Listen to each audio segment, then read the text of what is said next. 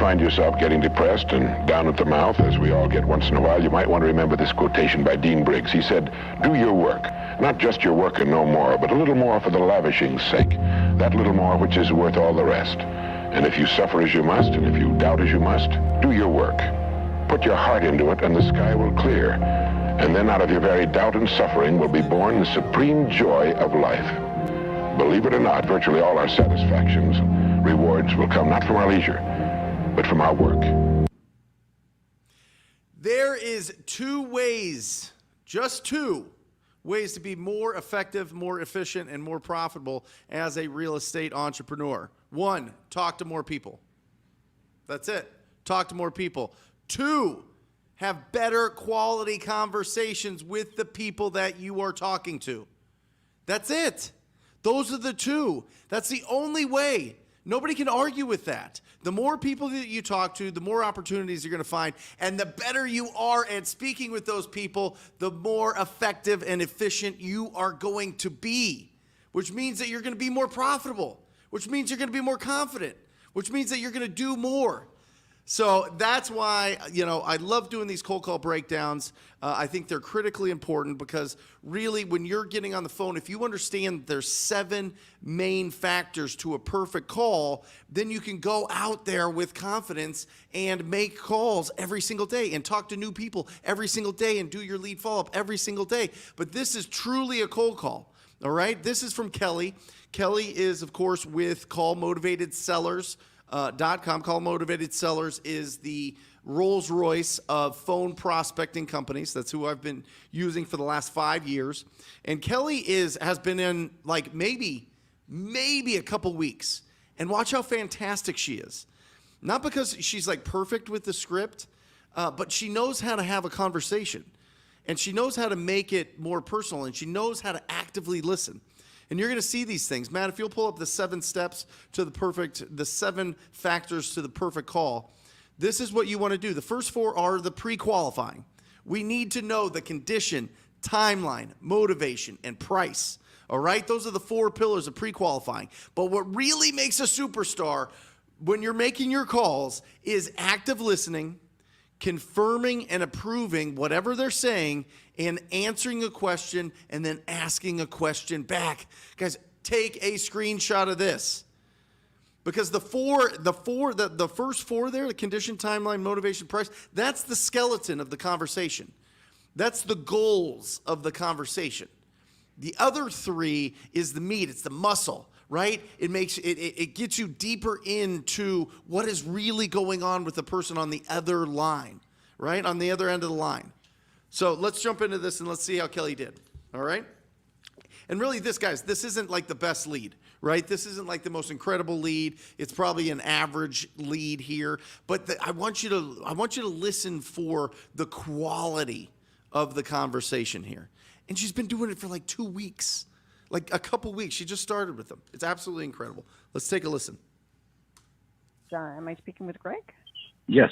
Hi, Greg. It's Kelly. I just wanted to see if you'd be interested in selling your property. Well, I mean, somewhat yes, but the problem is when you sell it, then you got to find another place to go. How many times have we heard that? Oh my gosh, it's one of the most common responses. But listen, when you ask somebody if they would consider an offer on their property, there's only 6 responses. Yes, no, maybe in the future, how much will you give me, who are you, and how'd you get my number? There's only 6 responses. They will all fit into one of those 6 responses. So if you know how to respond to those responses, you can keep the conversation going. If it's a conversation that's worth going. But let's keep going. So yeah, that's the have you only been issue. thinking about it? Oh, yes and no. Yes, because ideally I'm getting a little older, so I'd like to get something maybe just 1 floor. I'm not that old, but now listen. Whenever they say something about convenience of it, it should be a red flag. Right? You want to dig deeper. You want to find out what's going on here. But when they're talking about, well, I want to downsize because the property's too big and my kids are gone, I'm looking for something smaller. Typically, the best route for them is to list it on the market. And that's fine because you can refer it to a trusted real estate agent and still win. right? You don't have to like totally throw that lead out. But when they're talking about, well, it's 2-story and, I'm getting older, but I'm, whatever, I want to get to one, she's going to dig deeper, which is fantastic, which is what you want to do. But for the most part, when I hear that, to me, it's like, okay, this person's not really serious about selling. They would consider it if the right offer came along, but it's probably not like a hot lead. But she's going to go in, she's going to start pulling out more information by asking about the condition of the property. She's going to go into the benefits, and I want you to like follow along here. Matt, put it up one more time. 1 through 7. If you hear one of these things, I want you to put in the comments if it's 1, 2, 3, 4, 5, 6, or 7. All right, you're going to hear active listening. She is fantastic at it. She is absolutely a natural. You can tell that she's just involved and engaged in this conversation. And I'm just kind of looking down the road. I'm still in good shape, thank the Lord. Awesome. But now, is the property 2-bedroom, 1.5 bath? Is that what you're in right now? yes, one, yeah. And you're and you want to downsize from that? Not necessarily downsize, but just more so, basically not have the steps. Yeah. For me, I mean, that's the biggest key. And again, I mean, I just went to the gym and worked out. I mean, I'm. You hear? Oh, yeah. Sure. Yes. Active listening is so powerful. Active listening is so powerful, always. And I want to just give you a tip. If you're at an event, if you're looking at something, even right now as you're listening to this, you should be nodding your head. You should be listening. You should be moving your body a little bit, right? Like so much communication. You can look it up. Like a majority of communication is done with body language. And your body language here is your tone of voice and using it. That's your tone. That's your body language on the phone is your tone of voice. And if you're not using any tones, if you're not making any sounds, then it's like somebody just standing there, they're talking and you're like this. How uncomfortable is that? Don't do that. When you're talking to somebody and you're engaged in the conversation, you're moving. You don't have to be crazy. You don't have to get totally outside of what you're comfortable with, but you do need to be able to move. You need the lights have to be in your eyes. You have to have that sparkle to it and kind of move your head and listen, right? That's what you want to do on the phone. That's what makes her powerful. Still fine. I'm just looking 10 years down the road or whatever. So. Okay. Well, I mean, what we do look for is something that needs some updating, remodeling, that we can get a good price on. We're really. Usually when you say that, I'm looking for something that needs remodeling and that we can get a good price on. They're going to shut you down. He's still kind of open to it because he's probably like an amiable personality. And I highly suggest you look into the book Versatile Selling. We'll put it on. Alejandro, if you could put a link to Versatile Selling on Amazon. It's a phenomenal book, real thin, green book. But it teaches you the 4 different personality types, right? Amiable, expressive, analytical, and driver. And it's really important to understand these because the way that they communicate, you're going to really understand what kind of personality they are, and you're going to understand how to best effectively communicate with them. And I'm telling you, the ability to effectively communicate is like 95% of this business. Basically, we purchase properties for cash. We pay the closing costs, real estate commissions, and we buy the properties as is. So you have to put any money into the property. The condition plays a large role in basically the offer. Has there been any remodeling or upgrading to your kitchen or bathroom? No. Okay. How long have you had? I like saying, has there been any remodeling to your kitchen and bathrooms in the last 5 years? That's really important because some people will be like, yeah, I remodeled. It was just remodeled in 2005. You know what I mean? That was 17 years ago. So you want to give them like a specific time frame because you want to make sure that the remodeling is fresh and new and updated. And if they've done that, if they've sunk a lot of capital into a lot of money into their kitchen and bathrooms, they have pride of ownership. They're going to want to get as much for this property as possible. It's a referral to a real estate agent. Not the property for. Or something creative, which we can get into in the rest of the show. I've had it since 2017. Okay, so not long. Yeah. How old's the property there? See, I don't like asking this question. This is where she screws up. This is one of the very few parts of this conversation that she screws up, right? How old is the property? That is the easiest. You could Google it and find out right now, no problem. If you can Google something and find out about the property, it shouldn't be something that you're testing them on.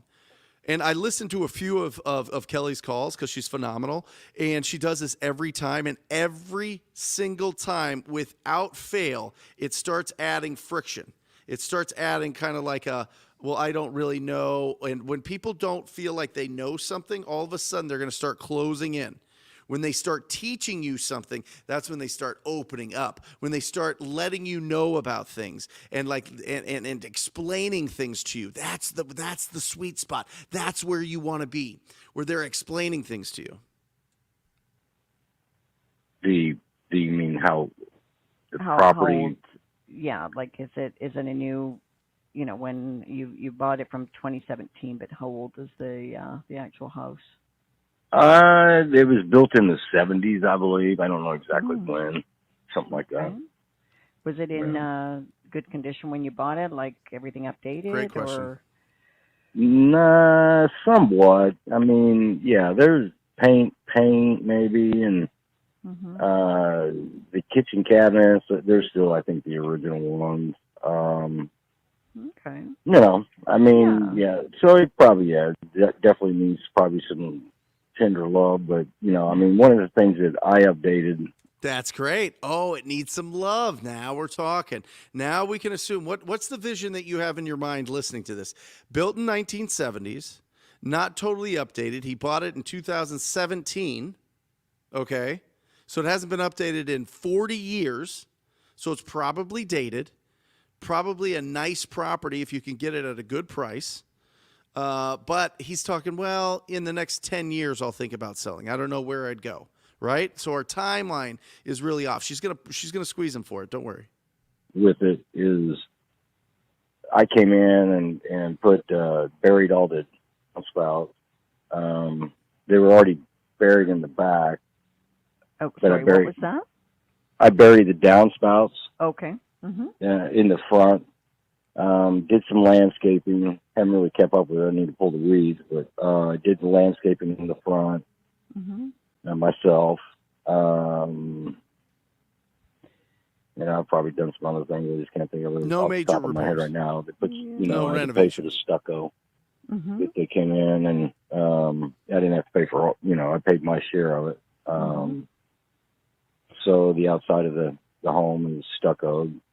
One thing that doesn't happen here that you want to happen is them asking you questions, right? We're always kind of afraid, oh man, if they ask me a question, I won't really know how to respond. But it's actually a good indicator that they're taking this seriously and they're really interested in selling. When they start getting you into that questions, right? And you respond by answering their question and asking a question, but we just don't run into it a lot here.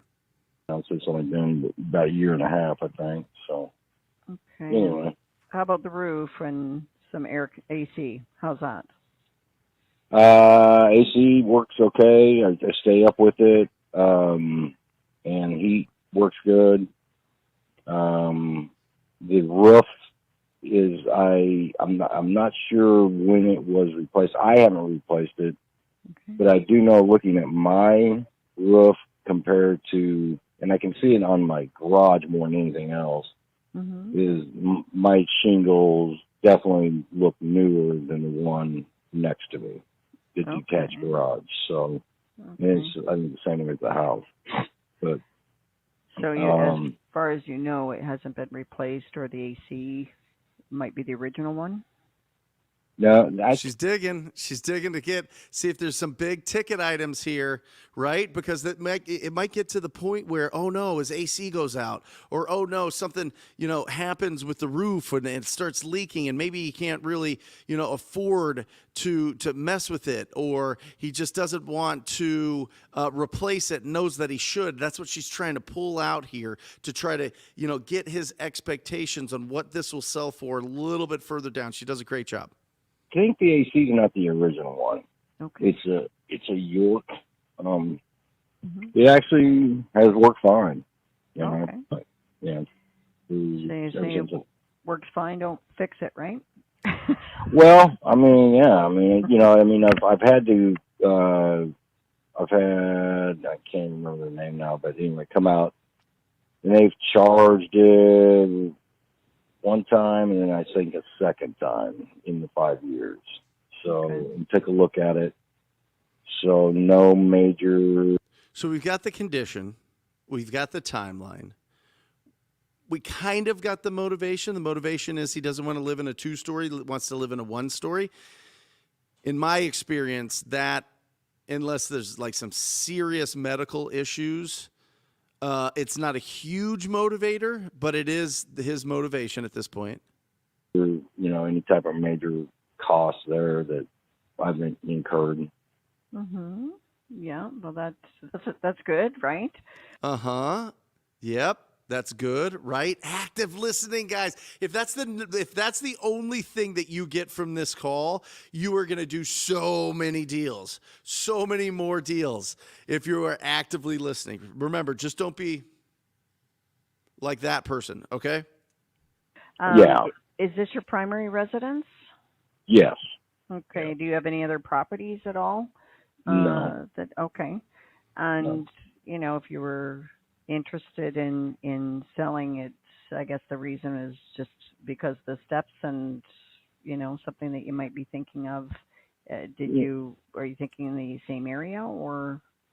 Well, yeah, I mean, somewhat. I don't know. I haven't really had time to really look at it and make a good educated decision.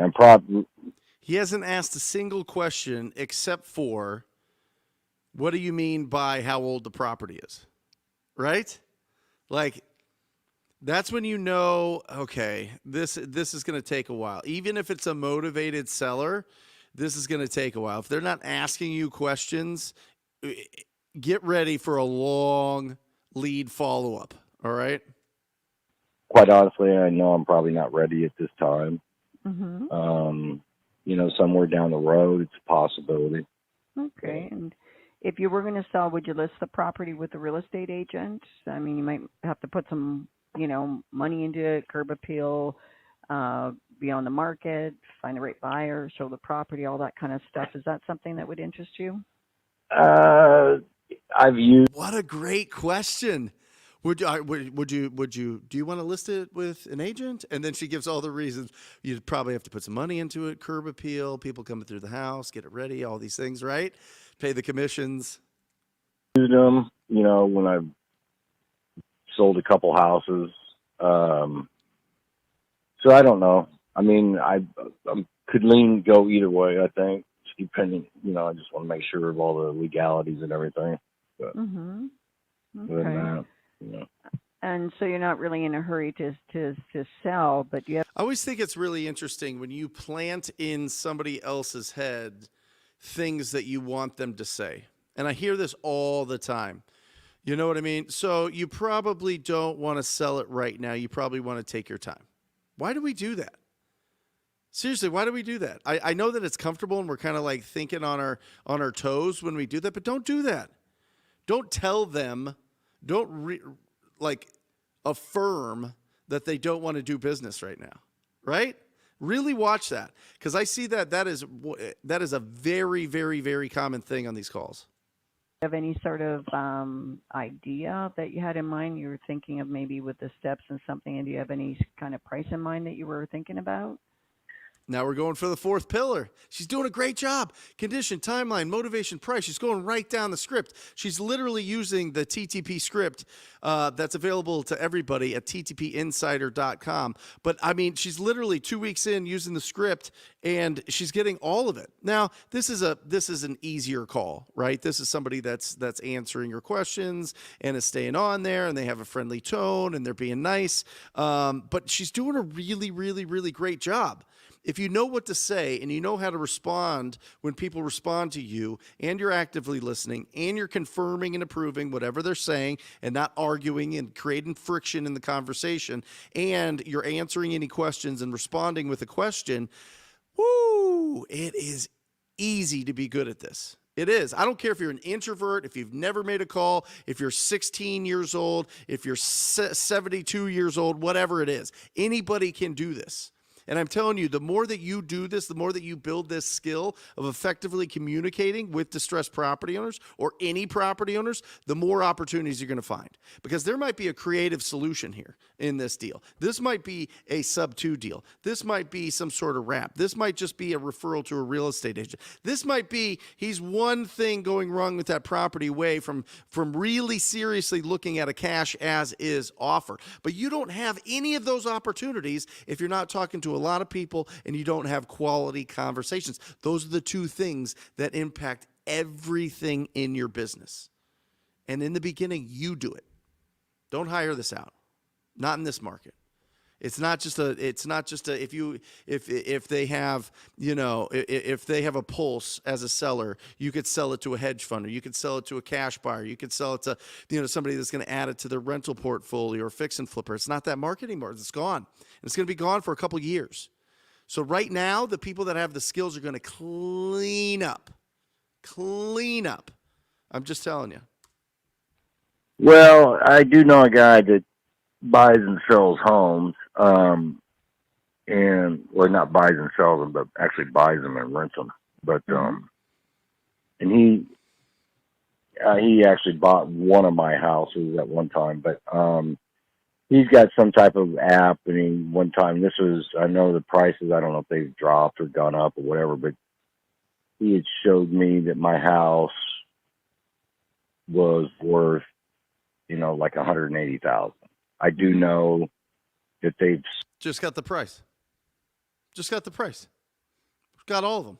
Condition, timeline, motivation, price.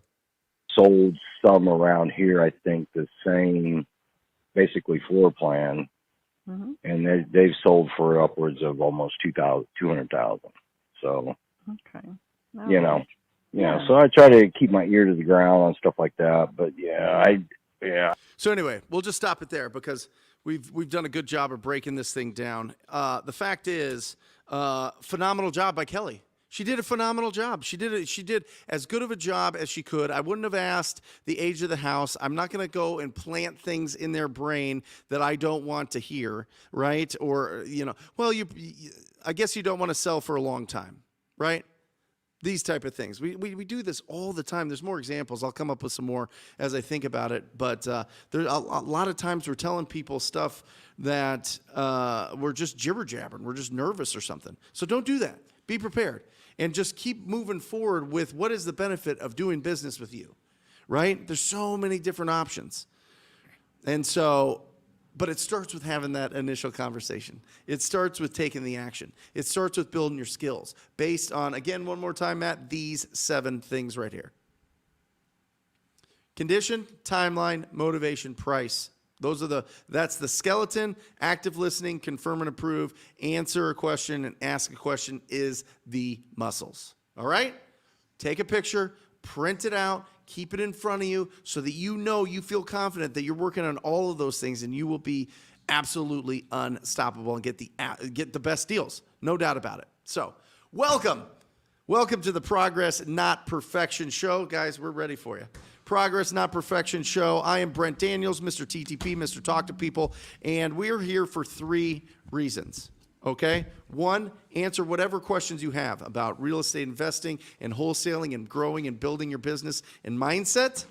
Number 2, so that you have an opportunity to squad up with people in the comment section, you should be putting where you live, where you're doing business, and what kind of business that you're doing, so that everybody knows and that you can really make some good connections, right? And number 3 is we are going to celebrate your successes. We've got a victory bell, we've got a guitar, we've got a tambourine, we've got confetti that goes off on this big screen behind us. I mean, it's absolutely incredible. So that's the 3 pillars of the show, and we're excited to be here. I'm here joined by Rafael Cortez, my man, the CEO What's Pulse. up? Absolutely incredible, guys. If you haven't checked out CEO Pulse, make sure that you check it out. Incredible podcast, incredible content. And of course, my man, my best friend since 7th grade, Mike Mahoney. He is, oh, look at that. Awesome.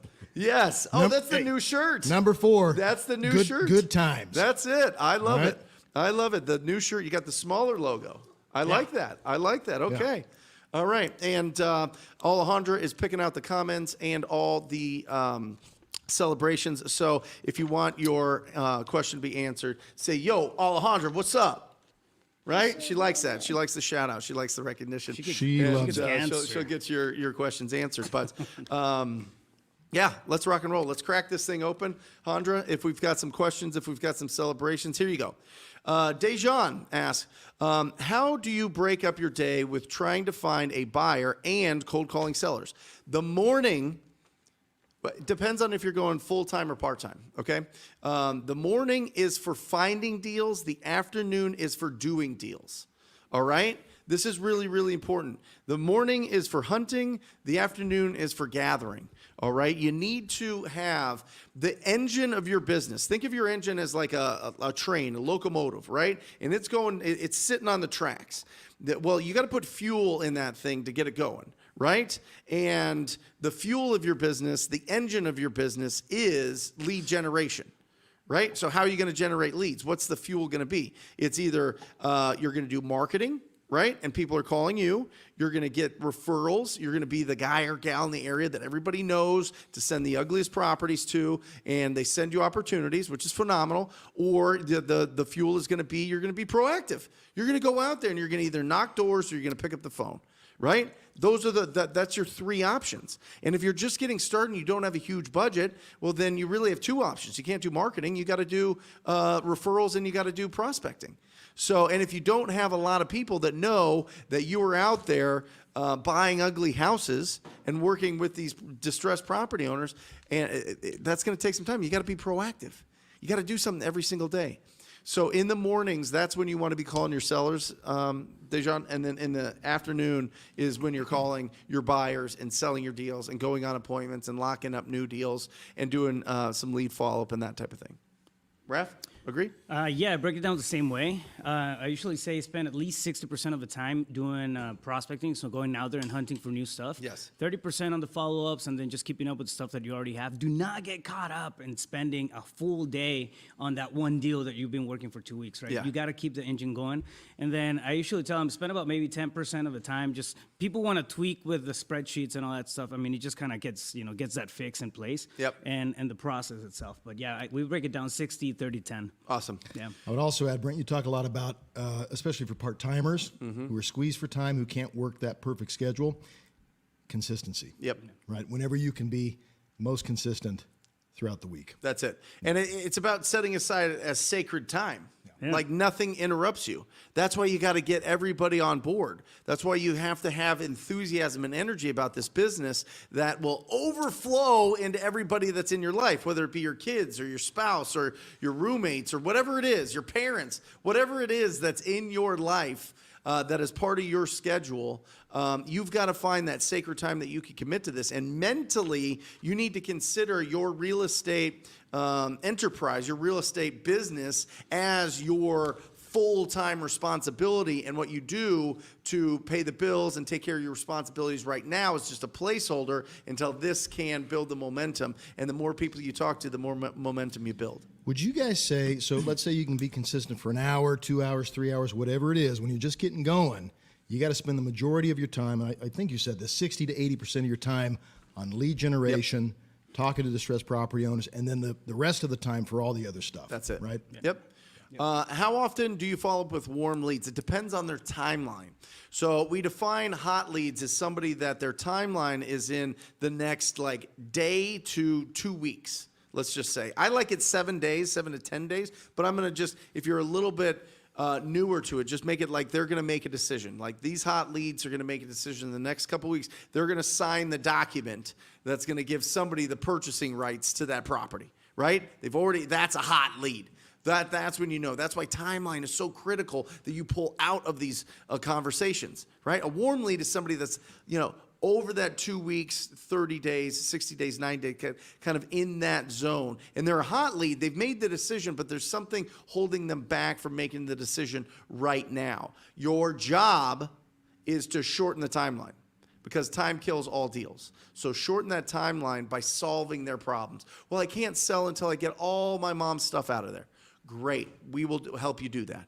What if you sold it? What if we go under contract right now and you commit to me, I commit to you that I'm going to purchase this property and I will literally pay to have all this stuff move for you or to have some sort of estate sale or whatever it is. Solve the problem, but get the commitment from them first. All right. So warm leads, you want to be following up with them minimum weekly, but probably a couple times a week. Just depends on their timeline. Just depends. And the conversation that I want you to have, Matt, hold on. The conversation I want you to have is, listen, the number one complaint in real estate is lack of communication, Mr. or Mrs. Seller. I'm going to over-communicate with you. If I'm communicating too much, I want you to let me know. But I don't want to communicate too little because that's when we have problems. Does that make sense? And then, boom, you've got permission to follow up with them. And they have permission to tell you, hey, Brent, knock it off. I get it. When we're ready, we'll call you. Okay, great. I just want to make sure that you know that I'm serious about giving you a really great offer in your property, right? And that's what these are. Cash as is offers are really great opportunities for them to get rid of this property with speed and convenience, all right? Matt Berry locked up a vacant lot deal on Friday. Come on. Boom. Yeah. I'm sell it. I got it for $11K. I'm going to try to sell it for 22 to 24. Sell it for 25, bro. No, get that deal sold. That's incredible, Matt. I love it. First celebration of the show. Congratulations. I'm telling you, we had Brent Bowers on, and he was going deep with that, with how to find land deals. So if you guys did not watch that, if you have not checked that out, it was last week's live show. Absolutely incredible. The first 20, 25 minutes of that really breaks down how to find those deals. Philip, Brent Daniels, do you have any advice or answer if Texas is requiring a real estate license? If so, do you or know someone you know that has great education, training, podcast, or class I can enroll? Philip, I'm sure it's going that way in Texas. I'm sure at some point it's required. At this point, I don't think it's required. It's not. I haven't heard any news on that front. But what I will tell you is there's some phenomenal online training. I mean, the real estate licensing schools are pretty much the same. They're going to give you the basics. They're going to teach you everything that you need to know about your state's real estate laws and then national. And then you take 2 tests and you have a license. So I think that you just pick whichever one you can get that has good reviews and go for it. Yeah. And now you can do them online. It's basically test prep. Yeah. That's what it is to go to real estate school. It's a test prep. Program. Yeah, they teach you how to pass the test, and as far as the nuts and bolts of the business, I mean, that's going to depend on the brokerage and the company that you join. Yeah, well, and Mike used to teach classes for continuing education back when there was a lot of foreclosure sales. Mike actually taught the class on foreclosure auctions, which is incredible. And even Alejandro said, wow. So he knows a lot about, Mike's been in this business as long as I did. As long as I have, we got our license in 2004. AR, what do you mean by selling it to a hedge fund and someone that's going to add it to their rental portfolio is not that market anymore, and someone that got the skills is going to clean up? Great question. The hedge funds have tightened their guidelines on what they're going to buy. And so a lot of times they require you to own the properties. They're not going to let you assign the properties now. Not always. There's some still out there, but they're very, very, very, very picky. Back before, they were buying everything kind of all over in the hot markets.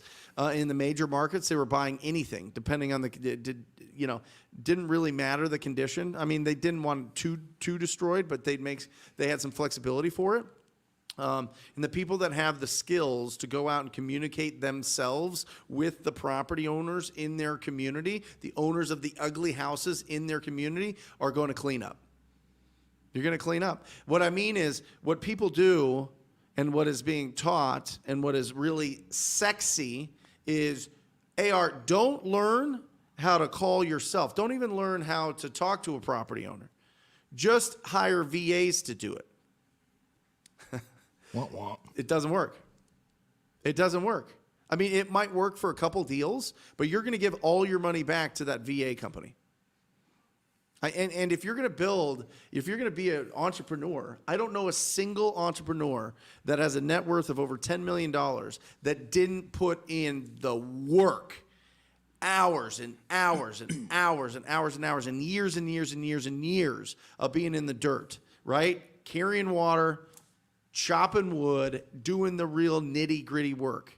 If you think that we're in an economy where you can just start a business and all of a sudden you're a millionaire in your first couple years, you are wrong. You are. I'm sorry. Unless you're out there hustling, unless you're doing the work, unless you're building like the actual, you're building yourself into that person. But if you're not that person, how are you going to build yourself into that person if you're not putting in the work? That's what I mean. I think it's sexy for people to just say, you don't even need to do anything. Just hire this company, and then they get an affiliate fee, and then people waste all their money. It turns out to be an easy sell when it comes to marketing products and stuff like that, right? It's tempting. It is, like you say, sexy, but it's really not the truth. You got to know, this guy told me this a while back, but you got to know enough about your business that you're dangerous in it, like every single aspect. You're a very smart person, Mike. I don't care what anybody else thinks. That's what I keep telling everybody. Yeah. So yeah, I mean, you definitely have to go through the trench work and to make it happen. You got to put the work in to become that person who makes that kind of money. Yeah, it doesn't happen otherwise. And you can't shortcut that. Well, it's tough because you see people flexing everywhere. Mm-hmm. Yeah. But you're gonna see a lot less flexing in the next couple of years. Yeah. I'm just telling you. Everybody flexes on highlights too. I mean, like the real stuff is more consistent than the flexing. Carolina, it's not out there. Yeah. Carolina, hi Brent. Not having good luck with my skip trace calls from bachelors. I need more info. How many calls? How many hours? How many conversations have you had? What lists are you calling? There's a lot more to unpack there, Carolina. A lot more to unpack there. So when you're looking at it, you really want to go, okay, am I going after the most distressed property list? 80% of people do their first deals from driving for dollars because they're ugly houses and people just want to get rid of them. Okay? And then when you're talking to them, how are those conversations going? And if you're saying, well, I'm not talking to anybody, then I know a couple different things if you're using batch. One, you haven't made enough calls, which means you're probably hand dialing and not using a dialer, which is fine as you're getting started. But if you've only talked to like 10 or 20 people and it feels heavy, it feels like a lot in the beginning, you need to push it to 200. It's 200 conversations to get a deal. So let me know a little bit more information. And Carolina, I would be open to you and or anybody that's on here to send me a recording of your calls. And I'll break it down for you. I'll personally break it down, either live or I'll just in an email. But you can send that to Brent@wholesalinginc.com. Would love to hear it. Okay. Doritos. When is the next Pulse REI meetup? Boom. Doritos. It's happening on the 26th. 26th of this month at my office. Who's the guest? We have two people in queue. One person had to fly out, so we're gonna do banking. But I'm trying to have drawing a blank. Rothwold. And he fix and flip kind of stuff. So we're gonna break it down, fix and flip and wholesale. Awesome. Yeah. There you go, Doritos. Yeah. Make sure you follow Rafael Cortez Pulse CEO on Instagram. What is it? Rafael Cortez CEO. That's it. Yeah. Okay. Kim knows. Kim knows how to do it. I live in a county with 700,000 people. Right now, what is the best stick list to use at this time? Stick list. The best list. The best list. I think it's just the best list at this time. In a high-dollar market. Kim, driving for dollars. Distressed multifamily, duplex, triplex, fourplex, and vacant land. I mean, listen, you can go with the ones that have the timelines, and those are powerful, but they're smaller lists, and you get through them quickly. But probates, inherited properties, you can get probates from alltheleads.com. Alltheleads.com, they do a phenomenal job of filtering it. It is pricey. I mean, it's going to be a couple $100, if not a few $100. So it just depends on your budget. If not, you can go down to the probate courts and find that and get that information, right? And you could go after pre-foreclosures. So on these small lists, do you guys recommend hitting these folks from different angles? Small, expensive lists like probates? Call them, text them, knock them, mail them. You know, do you hit them from different angles or what? 100%. This is the market of finding the 1,000 of the worst properties in your marketplace and be obsessed with them. I made a video with Alejandra in 2018 where I said, if you go out and you find the 1,000 ugliest properties and you get obsessed with them, you'll do 20 to 30 deals a year. Now it is more critical than ever. Before we could go wide and go after everybody, but right now what the cash buyers are looking for, that's what they're looking for. They're looking for great deals. And you get those great deals from the most distressed property owners, for sure. And I would sprinkle in, I'd get the 1,000 worst from Driving for Dollars, and then I would call them. I would handwrite letters to them, mail them, I'd door knock them, I'd text them. I think that's it. I DM them if you could find them on social media. So, Kim, get after it. For DMing, we use Spokio. Spokio gives you social media that? profiles. Yeah. Talk to me about it. What does that mean? Spokio.com. It's a one-off. So if you have like hot leads and whatnot, you can do single searches on there. Spokio.com.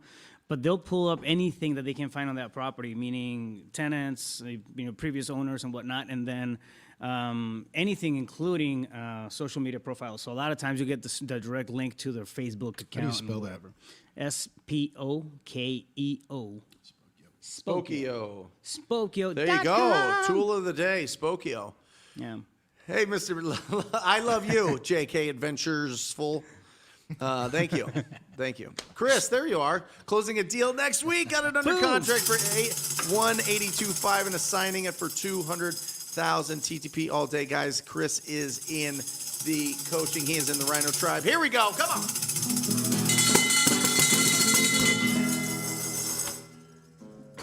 Yes. Best way to find more cash buyers. I only have a few buyers right now. Well, number one is get into batch leads, right, Chris? Find the zip code that you're working in and do the cash buyer search in there. Skip trace them, call them. Two is go in and make sure that you're finding, and you could do this on Zillow, you could do this on Realtor.com, you could do this for free.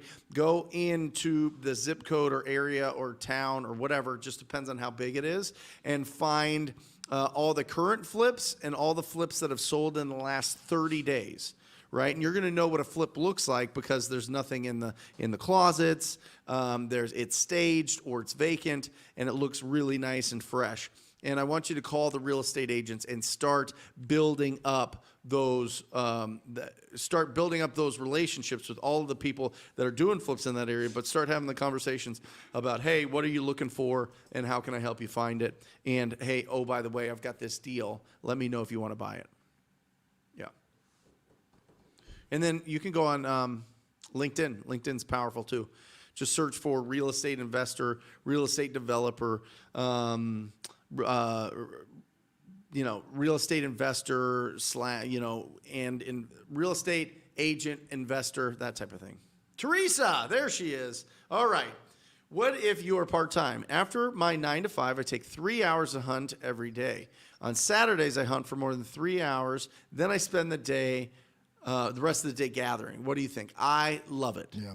Listen, one word that I think goes without a lot of fanfare is sustainable. Sustainable. What is it?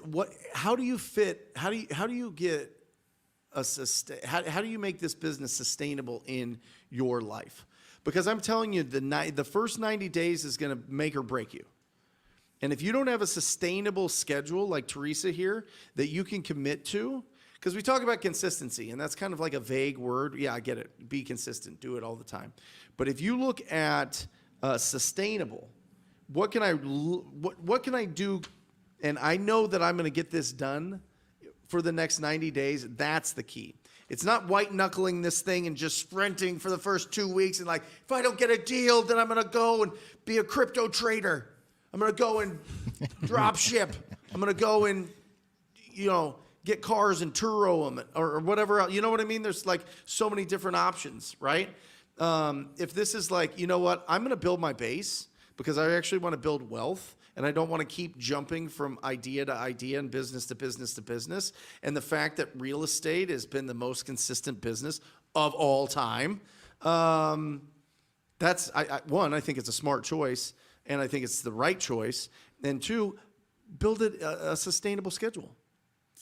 That's it. You got to sustain focus Yep. and consistency over 3 to 6 months. Yeah, that's it. That's how you win. Think structure.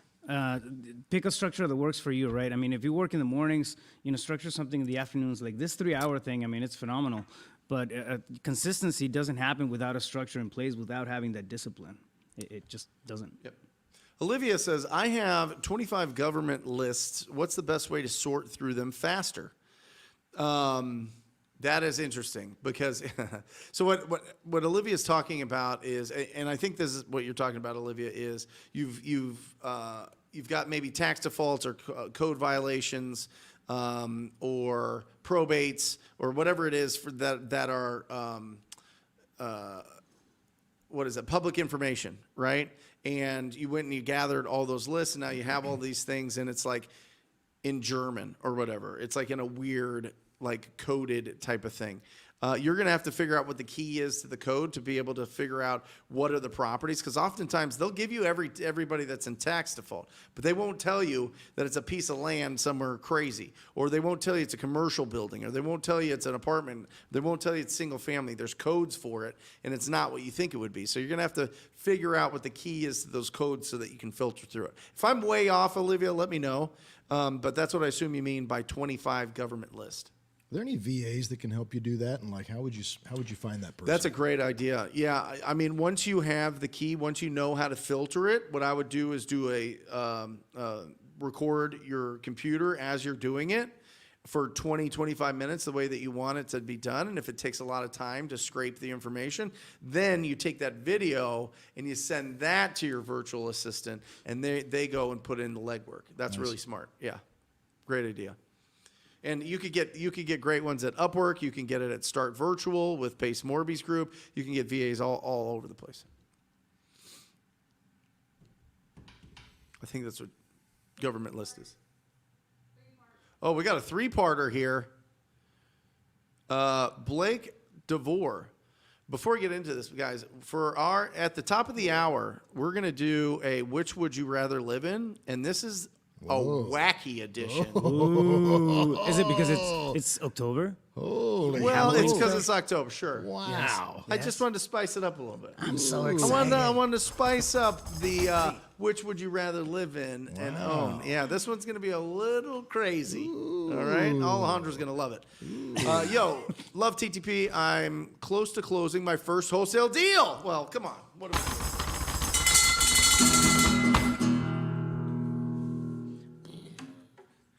I'm going to JV on 4 to 5 flips by the end of the year. I am looking at purchasing 6 duplexes as a bundle. I'm working on a deal to purchase a long time buy and hold in a college town, and I'm looking into doing corporate housing. You guys are a huge part of my success. Thank you from the bottom of my heart. Blake, you're a huge part of your success. You guys are a huge part of my success. Well, that is awesome, Blake. What I will tell you is this. Crushing it. Focus. Okay? Focus. What I would do with all of those right now is I would wholesale them. I would, Blake. I would get a big, old, heavy bank account. And as long as those are good deals, which they should be because you're looking to actually buy them, just make sure that, I would look at the option of what could you make if you wholesaled them. I would. And then I would take and I would look at that and then I would focus in and I would build a machine that sources great deals. You're obviously doing it. But if you're already, maybe you've already been doing flips and JVing and doing some of these other things, so maybe you're further down the line. But if you're in your first 12 months, I think you should focus on finding ugly houses and getting big checks. Finding ugly houses, selling them to the cash buyers and getting paid really, really, really well, replacing whatever income you have, if it's from a 9 to 5, if it's from some sort of employment, so that you could go full-time and really focus. But if you're in a position, Blake, where you're like, you know what, I've got this money, I got things coming in, my cash flow's on point, everything's good, I want to hold these 6 duplexes, I want to go and do some flips, I want to wholesale here and there, that's great. But what I see more times than not, Blake, is if you're chasing all these rabbits, you don't get any of them. You know what I mean? It's all over the place, and it's kind of helter-skelter, and you're kind of like, what do I do here, right? Really, really focus if you're in your first 12 months. But if you're experienced, Blake, rock and roll. And congrats on all the success. And get that deal closed. All right? Awesome. What dialer do you use? Wasn't getting good connection with batch dialer. Yeah, unfortunately, they've cleaned that up, Dejan. They've cleaned up a lot. Batch has been really, really pouring a lot of capital into that, but we use Mojo dialer. Mojo dialer, yeah. And listen, any of the dialers you need a little bit of training on, but Mojo you need the least amount of training on. And we actually do training. We just did a training, yesterday, in our coaching group. So sometimes it's just you just need the expertise of somebody that's used it a bunch. Nathan, look at that photo. Looks look nice. At that guy. Looking handsome. That is a pro right Wow. there. I like that. Can you walk through the process of wholesaling after a seller is interested in selling? Yeah, we have the Matt, is there a way to do it on the whiteboard? No, because I don't have a mic. Okay. You guys come here. Okay, we'll just do this. We'll do a little thing here. Okay. So, Raphael is a distressed property owner. Okay, I'm a wholesaler. Mike is Mr. Moneybags. Okay, I have yeah, there he is. I have a purchase agreement between Raphael and myself, okay?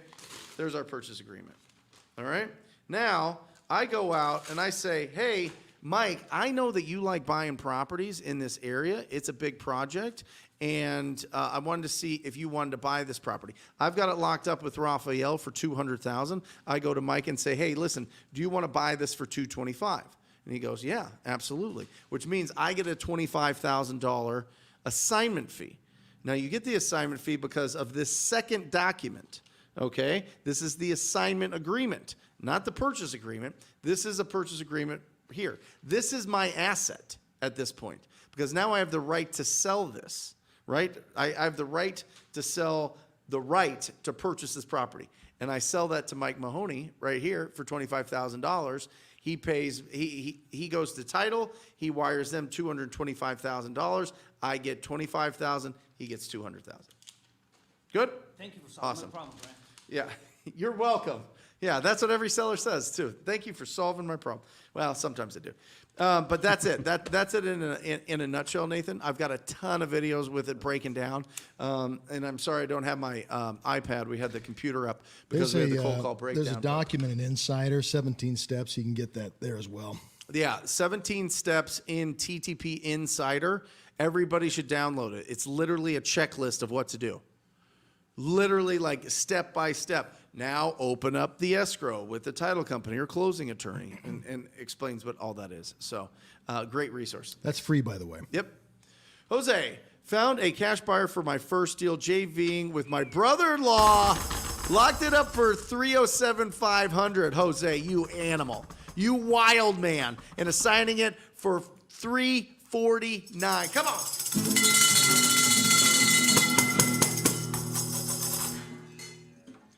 I am telling you, that first time that you get like that $40,000 plus check, woo, $50,000 is where it breaks your brain. $40,000, you're like, oh my gosh. Oh, you start getting shortness of breath. But $50,000, you're like, ah.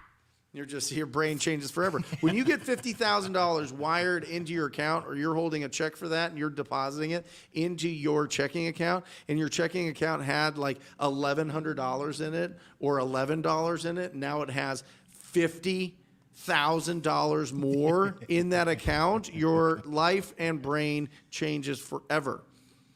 And I want you to experience that as fast as possible. Breaks in a good Massive way. deals. I like Kim's strategy, man. He's really, I mean, laying it thick for Alejandro. Like, you Or like, she. yeah.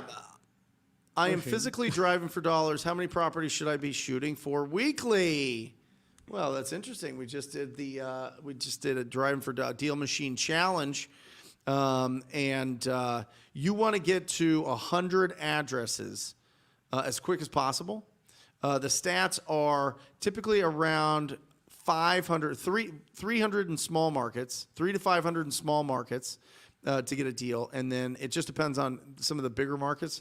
I think the toughest one is LA, is like 3,000 addresses per deal, but the deals are like, $80,000. So shoot for 100 a week minimum. Kim. This, and then we're going to go to our, well, not quite yet. We got 3 minutes.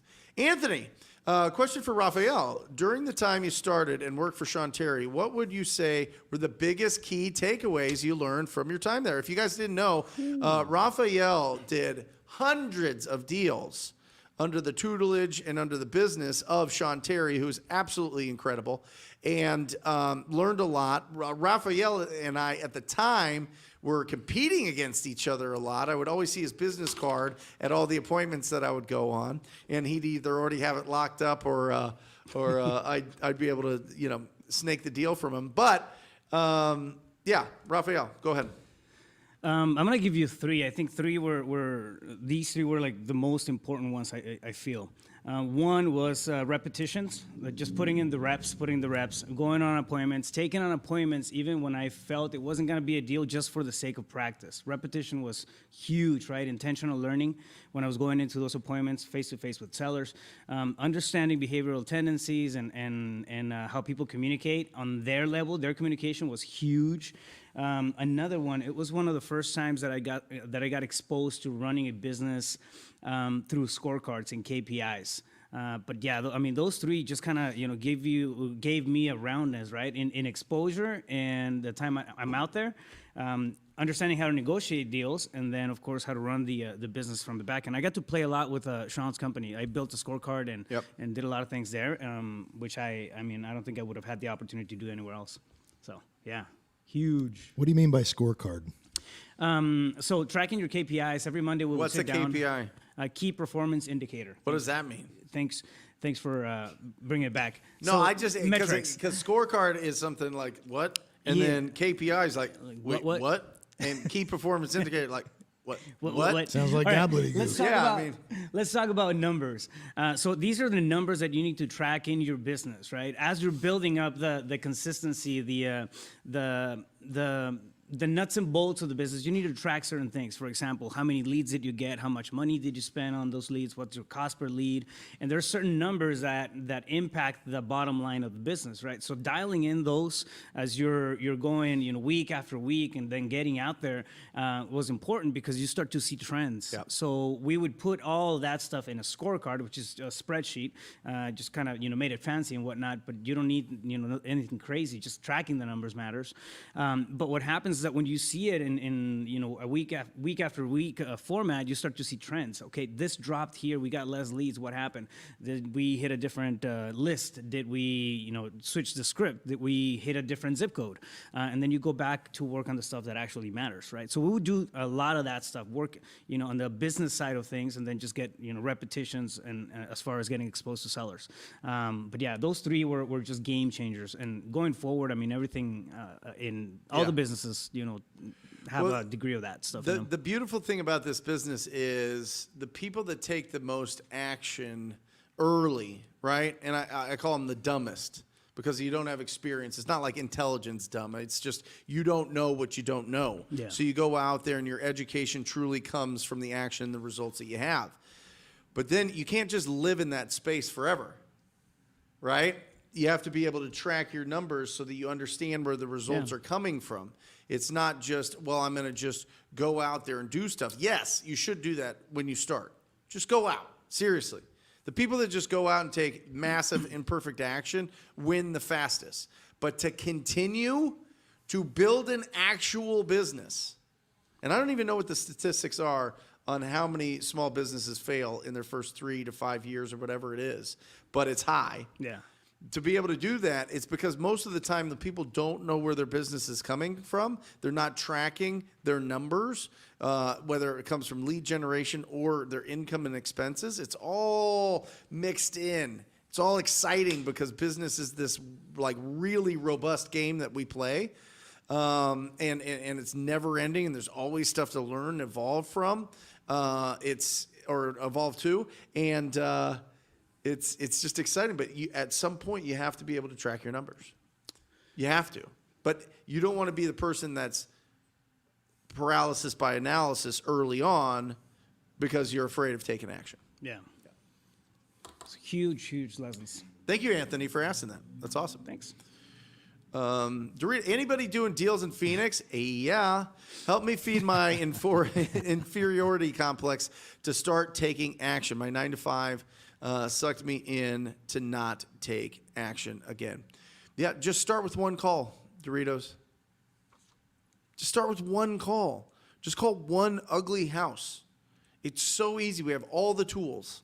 We have all the apps. We have all the different resources that we need.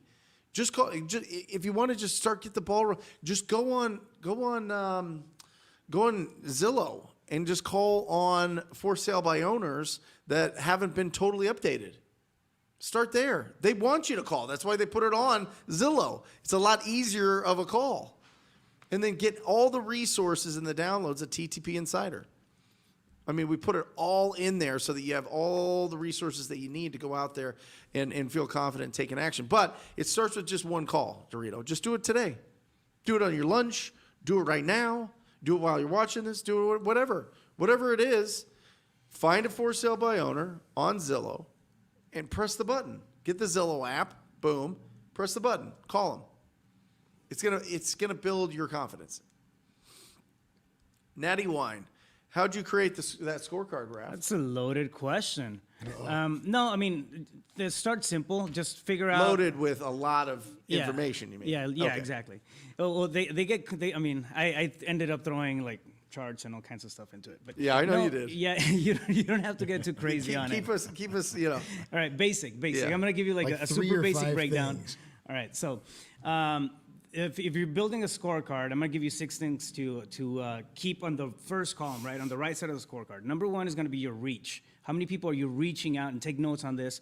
Conversations. Yeah. How many people are you reaching out to on a regular basis? Like, how big is your if you cold call 500 leads through a power dialer, right? So you have the reach, and then you have the conversations. How many of those actually connected? Okay. Contacts. Yeah. Yep. Exactly. And then you have from those, how many actually became leads? So who raised their hand and said, okay, maybe I want $1 million for my office or for my property, right? Those are not pre-qualified. We haven't gone through that discovery conversation. The next one, number 4, is going to be how many of those are prospects. So how many of those did you actually pre-qualify and you got ready to start talking numbers? Okay, now you have effectiveness on the level and the degree of that list that you're hitting, right? And then the other one is going to be deals locked. Okay, And then Under contract. How many deals did you get under contract? That's important because you want to have your contract to close ratio. And the sixth? And the 6 is going to be revenue. Okay. Closed. Yeah. Closed deals. Actually, throw in expenses as the 7. Yeah, closed deals and revenue is going to be on there. And then at the top, your first column across is going to be weeks. All right, so just, for example, my company, we pick every Tuesday. We do weekly meetings on Tuesday. Every Tuesday, we drop those numbers in there. We don't do it every day. It gets tasky, but every week is fine, and then you'll start to see trends on that. So it's a very, super basic breakdown on how to put together a scorecard like that. So reach, contacts, leads, prospects, Pre-qualified, contracts, Yep. and deals closed. Yep. Got it. Yep. Fire. Don't get him started. He will be up here for the next questions. 17 days talking about this stuff. Easy. What's the best way to pull a list of pre-foreclosures? Batch leads.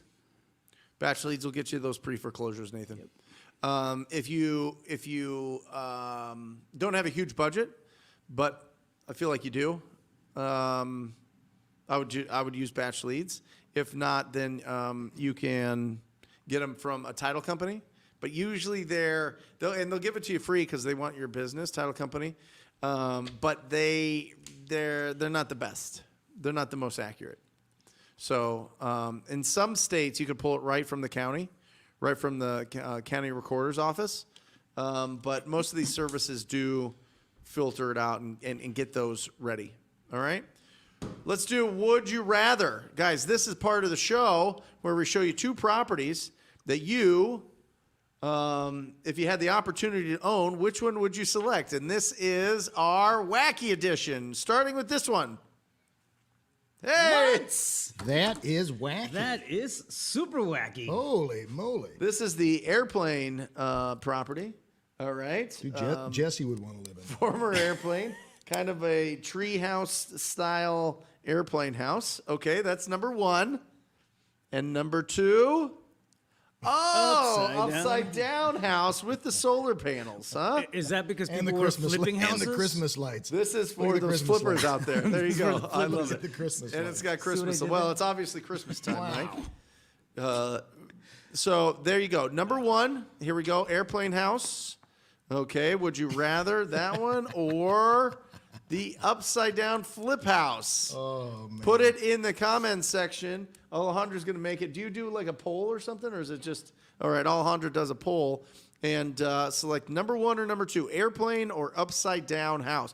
Listen, we usually do luxury and beautiful and these ridiculous houses, and that's fun, but every once in a while we got to switch things up. We got to switch it up. It's wacky. Let's do a Halloween edition on the next one. Yeah, we'll do creepy houses. Oh, not creepy. That'd be In 2 scary. weeks. Yeah, right before Halloween. Scare everybody there. Ooh. Scary. All right. Put it at number 1 or number 2. You guys are the best. You guys are great. Carlos, Brent, you are so appreciated. Thank you, Carlos. Been calling agents for buyers list. Should I get into my first deal before building relationships with agents? No, but don't let that distract you from hunting for opportunities. Because what I find with a lot of people is they go, well, I talked to like 5 people today, but they were all agents that you added to your buyers list. You need to make sure that there is, like Raphael was saying, 60% of your efforts is lead generation, right? Lead generation, having those quality contacts with the sellers, with the property owners. But I love it, Carlos. I love that you're talking to those agents. I love that you're building those relationships. Now feed them. But also listen, here's the thing. And Carlos mentioned that he's doing this for his buyers list, which is fantastic. But, you can bring them on your side as well as, bring me some deals. If your cash buyers don't want to close on it or it's just not an area that they want, bring it to me and I'll see if I've got somebody for it. Yeah. So start building those relationships. It's phenomenal. But it's just taking action. So, congratulations, Carlos. That's more than most people do. So, yeah, that's awesome. Great job. Santana, what are some motivational tips to help us keep dialing through the no's? Well, a couple of different things. And I really think this is, number 1 is this. I would, on a daily basis, I would spend a half hour and listen to The Strangest Secret by Earl Nightingale. I featured him in the TikTok earlier today. He also has an incredible program that you can get on Audible called Lead the Field. I have listened to Lead the Field since I was 19 years old. My ex-wife's dad gave me it, Mike, if you were, if you can, yeah, it goes that far back. Holy moly. I had it as cassettes. The first time I had it, you can get it on Audible right now. Cassettes. It's absolutely phenomenal. Lead the Field, but they talk about something there that talks about, you know, just do your job. Just work today. This is all you can do. And one of the resources or challenges that he has is just take a piece of paper and a pen and write 1 through 6, and write the most important 6 things that you have to do in your business today. And then next to them, you want to put the first one is the highest priority, and then 2, 3, 4, 5, 6, and just do those 6 things. Just get it done, right? Whatever it is, 1 through 6, put them in order of priority and get them done. And so if you know that the highest priority is you having those quality conversations, and you know that if you talk to 200 of them and you're doing your lead follow-up and you stay consistent, you're going to get a deal that's going to be worth $10,000, $15,000, $20,000, then that's going to be a huge priority. And you can cross that off the list every single day. There's something magical about putting pen to paper and crossing stuff off as you get through it, as you accomplish that. So one, that's going to build that momentum, and it's going to keep you focused on what the 6 most important things are that you do on a daily basis to move your business forward. But 2, you got to be around people doing this business, Santana. You got to go around the people that are real entrepreneurs doing this business or any business. I don't mind if you have family or friends or just, you know, whatever, loved ones that are that are entrepreneurs. Most of us don't. I mean, it's the truth. But if you're around those people and you see them working, it makes it so much easier. Go find a relative that owns a restaurant. You want to know what hard work is? Go find somebody that owns a restaurant, because that's crazy. That's crazy amount of work, right? That's crazy amount of customer service. That's a crazy amount of rejection, right? Be around somebody like that. Be around people that are doing this. Be around people that have made those calls. Join us here. Reach out. Whatever you need. DM me every day, Santana, that you get on the phone and let me know how many leads, how many contacts and leads you have. You know what I mean? Like, just be around people that are taking action. Raf, Mike, what do you think? You always say this word, right? And I mean, I think it just fits the bill in every single aspect, but it's being proactive. When you're being proactive, people take action either because they're trying to move away from pain or moving towards pleasure. If you're feeling like you're bogging down on those no's, and that pursuit of pleasure is not cutting it, think about the pain and you know, channel that into something positive, right? Think about the stuff or the situation that you want to get out of, and use that as fuel. It doesn't have to be a bad thought or something that slows you down, but think about, okay, what happens if I don't take this action? What happens if I don't put in, you know, if I don't do that one more call, if I keep living the way that I'm living right now and then allowing myself to be held back by the same things over and over again? Where am I going to be in 3 months? Where am I going to be in 3 years? I guarantee you that if you're in this space, you're not going to be okay with that. And I mean, that's going to give you some spark. Then follow them. Mm-hmm. I think, Brent, adding to what you said, and you talk a lot about this, especially in the beginning when you're getting your business ready, which is you got to squat up and plug in, Yep. right? So get involved in your local groups, national group like the Wholesaling Inc. Facebook group, Yep. your local RIA, find a mentor if possible, right? Connect with these other people because you're not an island, right? So if you're connected with other like-minded folks, they'll help pull you and keep you moving in the right direction. Love it. This is an example of that, by the way, being involved in this show. Yeah. But it continues on in that Facebook group, Wholesaling Inc. Facebook group. If you're not in that Wholesaling Inc. Facebook group, I mean, come on. What are you doing? Their local Facebook group, the Yeah. Wholesaling Inc. Facebook, that's your national group. And then, of course, ideally, you find the local mentor to, run with. Yeah. Sandra asked a great question. Do you have to pay anything out of your own pocket to title? A couple different things here. Typically not. If you're in a smaller town, I see this typical in smaller markets, that to open up escrow, you have to put in like $250, $300. just because they just don't do a tremendous amount of business, and they want to guarantee that they get paid. But in most major markets, the title is paid at the closing. So out of pocket, you're not paying anything, right? If it cancels, you don't pay anything. If it doesn't close, you're not paying anything out of pocket for them to do their work, because they're relying on the fact that these deals are going to get done, and they're going to do enough deals. And title insurance and title companies are just pure profit machines. It's crazy. It's absolutely crazy. The amount of title insurance that is paid versus what is paid out is astronomical. That's why all the title companies buy all these technologies. That's why the title company bought PropStream for like $150 million or whatever it was, right? Because they can. They've got so much money because they're guaranteeing that they're putting insurance that they did their job right. It's wild. It's wild. So, but no, typically you don't. And they'll spend the money on us too. Oh, title companies pay for more realtor lunches and sports tickets Last night, and all kinds of stuff. Yeah. last night I went to a concert, Karol G concert on a suite that was sponsored by my title company. They called me up. It was like, hey, do you want a private, suite for this concert? Yeah. Like, sure. Yeah. But title companies will do that kind of stuff because they want your business. So asking them for lists, asking them for resources, sometimes it may feel like we're kind of, looking for a handout, but we're really not. They want the business. Yeah. And I think it's really important, though. I don't want to downplay how important a really, really good, experienced escrow officer is. Super important. It's not necessarily the title company. I mean, title companies are pretty much a commodity. Yep. Let's be honest. Most of the title companies are owned by Fidelity. I mean, it doesn't matter what brand you want to call it.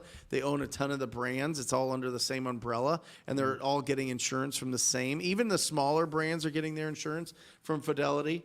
But it's the escrow officer that's going to be controlling your transaction, because they're really the gatekeeper for all the financials, right? They're the ones that keep the seller over here, the buyer over here, and they're communicating with both parties, and the money comes in to the title company and goes out to the seller and to us, which is fantastic, and to any real estate agents, and in from the buyer.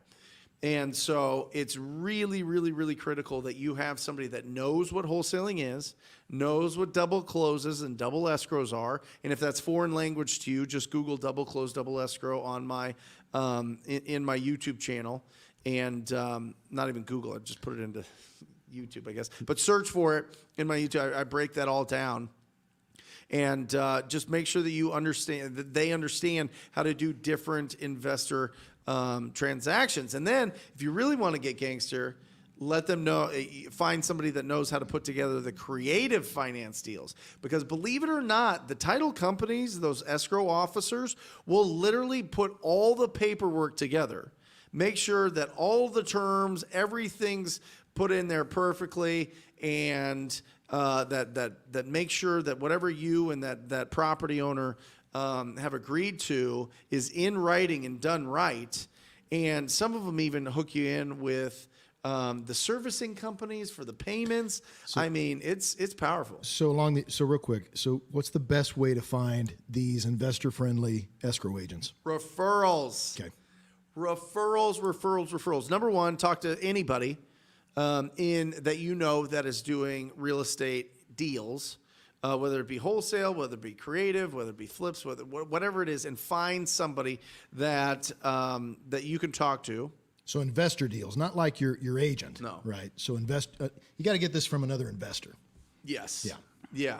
Yeah, you need to get it from. The other way is just simply go and join real estate investing groups on Facebook in your local market, and post to the group. I also like. A lot of people don't do this, but I really think it's a strong move to DM everybody that is an admin and creator of those groups, because they know everybody. Mm-hmm. If somebody's going to start a real estate investing group and it's got over 100, 200, 1,000, depending on your market, people in that group, they can hook you up with everybody. They can hook you up with a hard money lender. They can hook you up with the right title company or closing attorney. They can hook you up with, what else? What else would be in there? I mean, that's a cash buyer. Sorry, cash buyers. They can hook you up with contracts. They can hook you up with all sorts of different things. So that's a really, really, really strong connection. And the way to make best friends with them is make them money, right? Send them deals, give them smoking deals, make them money. It's amazing what happened. And I remember this. Because now Chris Iman and I are great friends, and he's a huge player in our market. He's been here. He's been doing wholesaling since 1998 in Phoenix, right? He's been bidding at auctions since 1998, and he built up a huge cash buyer database. And I remember I just couldn't get a hold of him until I had a deal. As soon as I had a deal, he reached out to me, and then all of a sudden I had office space in his office for free. Now, obviously, he wanted all the deals, and that didn't last too long because we built a big cash buyer database. But it was something that was really eye-opening, that when you find the opportunities, it really opens the door. If you can let people that are like 15 steps ahead of you, because he really was in a lot of ways in this business for sure. It really opened up that door. Finding the discounted properties, it's the coin of the realm. Right? Yeah. It's what opens all these doors to all these other coin people. of the realm. The coin of the realm. The coin. It really is. But that starts with, again, what I opened up the show with. There's two ways to be more efficient in this business. Number one, you got to talk to more people. That's it. You and your business have to communicate with more people. Raphael had it right there. What's your reach? What's your contacts, right? Reach, list, right? How big is your list? Remember, we're filtering everything down. We've got 90 to 94% of the real estate market doesn't need us at all. Like, not at all. This is why you have a conversation with your aunt and your mom and your grandma at Thanksgiving about wholesaling, and they're like, "What is wholesaling?" I don't understand what that is, because they're not in distress, right? They keep up their properties. The properties are nice. They sell them. They move. They do the thing. It's traditional. That's 90 to 94%. But we know 6 to 10% of the market is in distress at all times. And there's 143 million residential properties in the United States. Do the math. That's upwards to 14 million opportunities. Plenty of opportunities. Way more opportunities than there are us, for sure. So you go out with a bunch of, there's so much abundance out there. There's so many people that need our help. We just got to find them. We got to talk to more people, and we have to have more quality conversations with them. We need to, Matt, let's pull up that 7 to have the perfect conversation with a property owner. Right here. It's the 4 pillars. The skeleton, the perfect call, condition, timeline, motivation, price. What's the condition of the property? How much work does it need? 2, timeline, critical. This is the difference between hot, warm, and cold leads, is their timeline. Have they made the decision that they're going to sell, and is it going to be soon? Motivation. Do they want to trade potential equity in their property for speed and convenience? That's all we're trying to figure out there in that motivation. And the 4th one is price. Are they realistic of what they can get for their property if they don't have to sink another cent into it, right? And then the other stuff is the skills. This is the muscle. This is the tendons. This is the power of the conversation. This is the active listening, confirming and approving what they're saying. If you want to get out of rapport with somebody, then tell them they're wrong. Tell them their price is too high. You're wrong. Tell them they're crazy. You're crazy. How'd you come up with that number? Oh, really? Well, that's above Zillow. Go ahead and tell them all you know what I mean? Like, go tell them why they're wrong and see if you don't add friction to it. And the last one is, you're going to get questions, and you want questions from a property owner. You really, really, really, really want them to ask questions, because if they ask questions, then they are going to, they're getting serious. So you answer their questions and you ask a question back. That's what you do. And that's how you build the perfect call. That's how you get really, really, really good at this business. This is where you feel like, like a gunslinger walking into the saloon when you're getting on that call and you're just, right? And you're ready. That's throw good. throw some stuff at me. That's good. Throw some objections at me. Go ahead. Right? We're going to find out which of these properties won the deal. Huh? Oh yeah. Number 1 or number 2. We got to figure out which one won the contest. Is it the airplane house or is it the flip house? I'm going number 1. Number 1. I feel like because you called it flip house, it's going to be flip house. But go ahead. Airplane house. Back on top, baby. Yeah, Raphael's like 5-1 right now. He is leading. He's leading it. That's interesting. I think that'd be cool. That'd be kind of a cool house. Kind of overlooking. Yeah. Got a good view. The plane one. You could take pictures like you're like I'm gonna look it up. in like first class or In an whatever. airplane. Interior. Yeah. You could just be like, oh, I'm traveling every day. But you're not. You're just at your house in the trees. Oh, boy. Look at this guy. John Johnson. Has he been gone for a while? I feel like John Johnson just kind of sprinkles himself in every once in a while. We miss you, John Johnson. Hope you're doing fantastic, young man.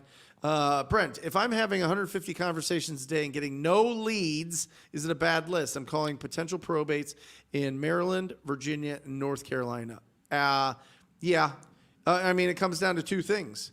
Number 1, are you having conversations with the right people? If you are, then it's not a data issue. Number 2, I mean, what's the motivation? If they're not motivated, you got to find a list that's more motivated. Number 3 is how are the skills?